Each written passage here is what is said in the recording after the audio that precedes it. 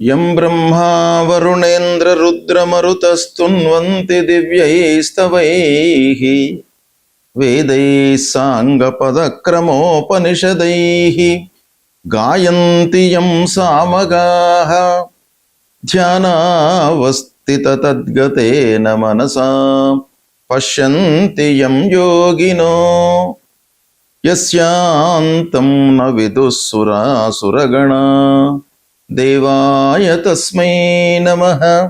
శ్రీ మహాగణాధిపతయే నమః. శ్రీ మహాసరస్వత్యై నమః. శ్రీ గురుభ్యో నమః.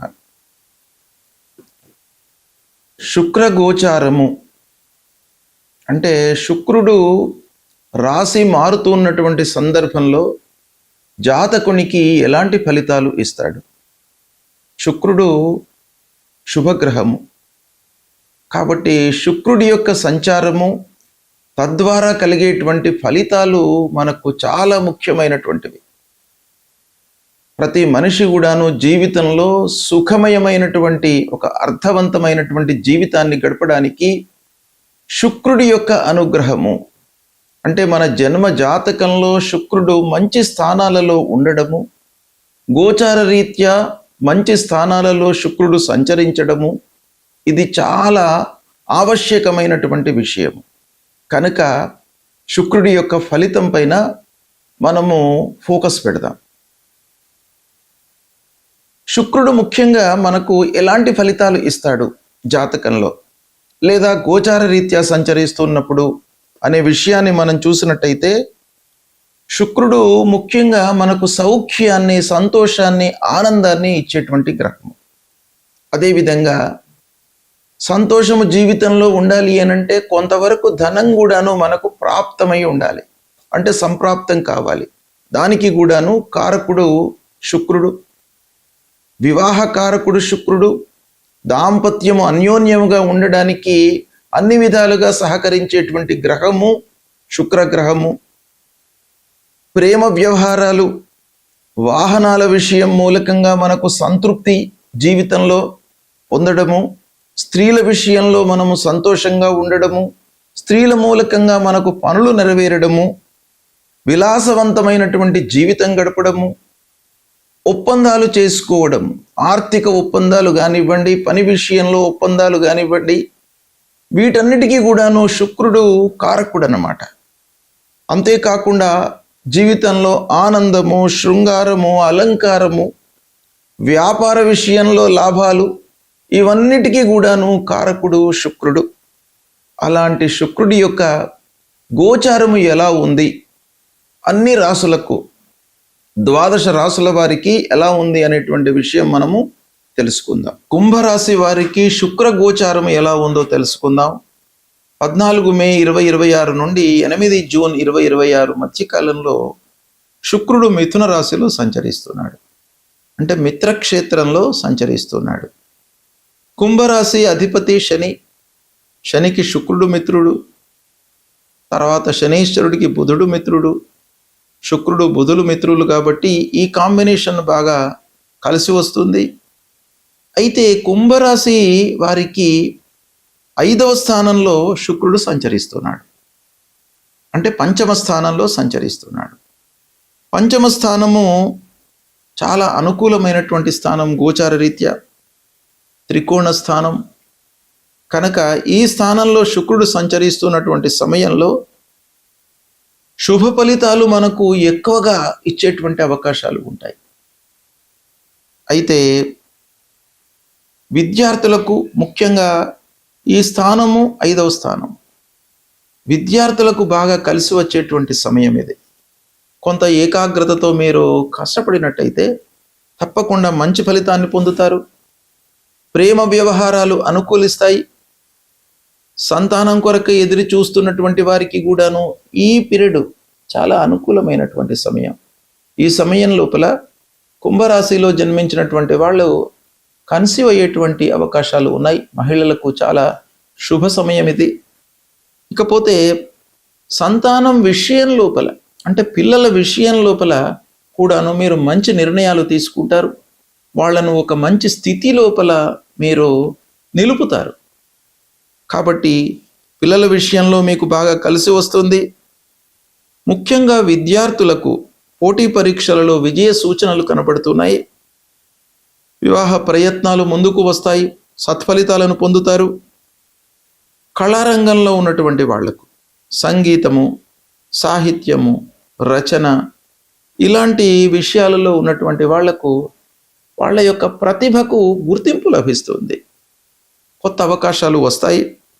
సినిమా రంగంలో ఉన్నటువంటి వారికి, మీడియా రంగంలో ఉన్నటువంటి వాళ్లకు గుర్తింపు బాగా కలిసి వస్తుంది, కనబడుతుంది. పెట్టుబడులు మీకు లాభిస్తాయి. ఈ సమయంలో షేర్ మార్కెట్లో మట్టుకు కొంత జాగ్రత్తగా వ్యవహరించాలి. ఇకపోతే మిత్రుల యొక్క సహాయ సహకారాలు మీకు బాగా కలిసి వస్తాయి. ఉద్యోగంలో మీ నైపుణ్యానికి ప్రశంసలను అందుకుంటారు. కుటుంబంలో ఆనందకరమైనటువంటి వాతావరణం వెలువరిస్తుంది. సుఖ సంతోషాలు ఉంటాయి. శుభవార్తలు వింటారు. ఇకపోతే దాంపత్యం లోపల ప్రేమ, అనురాగము, వాత్సల్యము ఇలాంటివన్నీ కూడాను బాగా కనబడుతున్నాయి. భార్యాభర్తలు సుఖంగా ఉంటారు. ఈ సమయం లోపల కొత్త పరిచయాలు బాగా కలిసి వస్తాయి. గౌరవప్రదమైనటువంటి జీవనాన్ని ఈ సమయం లోపల మీరు గడుపుతారు. వాహన సౌఖ్యం లభిస్తుంది. ఆధ్యాత్మికంగా మీరు ఒక ఆలోచన ధోరణిలోకి వెళ్తారు. ముఖ్యంగా మహిళల విషయం ఆలోచించినట్టయితే ఈ సమయం బాగా కలిసి వస్తుంది. కుటుంబంలో చాలా సంతోషంతో ఉంటారు. ఇక చిన్న వ్యాపారం చేస్తున్నటువంటి మహిళలకు కూడాను ఈ సమయం బాగా అనుకూలిస్తుంది. వ్యాపార విస్తరణకై అనుకూలమైనటువంటి సమయము.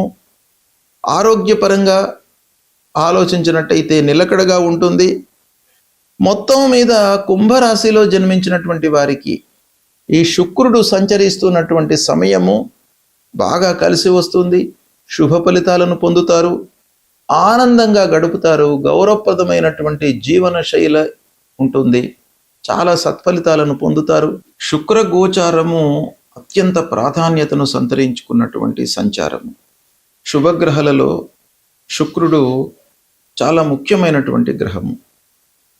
అయితే ఇలాంటి శుక్రుడు ప్రతికూలంగా ఉన్నప్పుడు, అంటే సాధారణంగా శుక్రుడికి గోచార స్థానాలు ఎక్కువగా చెప్పబడి ఉన్నాయి. అంటే శుభస్థానాలు ఎక్కువగా ఉన్నాయి. 12 స్థానాల లోపల 9 స్థానాలలో సంచరిస్తున్నటువంటి సమయంలో శుభ ఫలితాలను ఇస్తాడు. కేవలము శుక్రుడికి కవి అగ దశ షడ్ వర్జ అన్నారు శాస్త్రం. అంటే శుక్రుడు 6వ స్థానము, 7వ స్థానము, 10వ స్థానం ఈ 3 స్థానాలలో సంచరిస్తున్నటువంటి సమయం లోపల ప్రతికూలమైనటువంటి ఫలితాలు ఇస్తాడు. మిగతా అన్ని స్థానాల లోపల కూడాను శుభ ఫలితాలను ఇస్తాడు. అంటే దాదాపు 9 స్థానాలలో శుభ ఫలితాలను, 3 స్థానాలలో సంచరిస్తున్నప్పుడు ప్రతికూలమైనటువంటి ఫలితాలను ఇస్తాడు.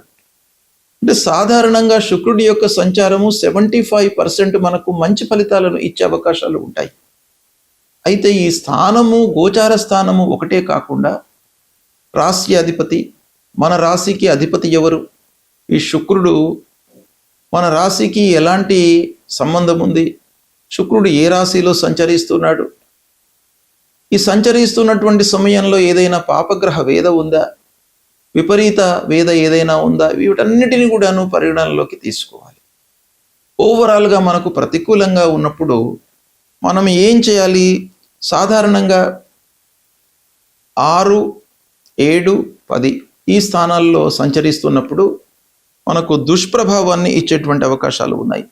తద్వారా ఎలాంటి ఫలితాలు వస్తాయి? దుస్థానాలలో సంచరిస్తున్నప్పుడు అనంటే ఖర్చులు పెరుగుతాయి, మానసికంగా ఒత్తిడి పెరుగుతుంది, దాంపత్య విషయాలలో కొన్ని ఇబ్బందులు. శుక్రుడు దాంపత్యానికి కారకుడు కాబట్టి మనకు గోచార రీత్యా ప్రతికూలంగా సంచరిస్తున్నప్పుడు భార్యాభర్తలు కొంచెం సహనంతో ఉండాలి. అంటే వాళ్ళ విషయం లోపల కొంత జాగ్రత్త అవసరము. విలాసవంతమైనటువంటి ఖర్చులు పెట్టిస్తాడు కాబట్టి ఆ ఖర్చుల నియంత్రణ కూడాను మనకు అవసరము. అయితే ఇవన్నీ ఉన్నప్పటికీ పరిహారం మనం ఏం చేసుకోవాలి అనేటువంటి విషయం కూడాను ప్రధానమైనటువంటి అంశము.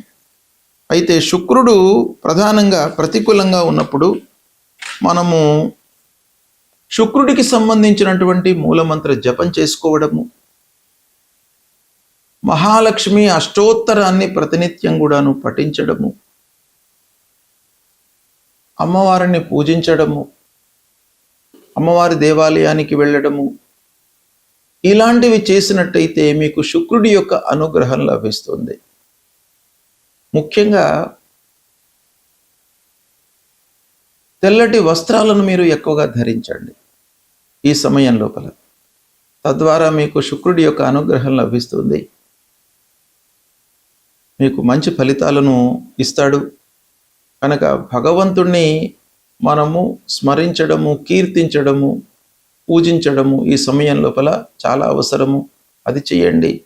శుక్రుడు మీకు ప్రతికూలంగా ఉన్నప్పటికీ ఆనందమయమైనటువంటి జీవితాన్ని ఇస్తాడు. శుభం.